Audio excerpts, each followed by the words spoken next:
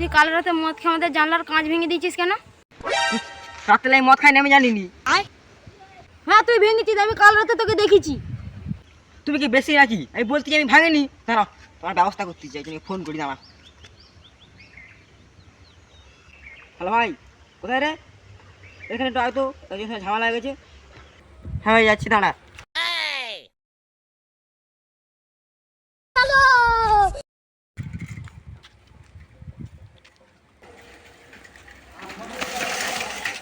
ভাই বল।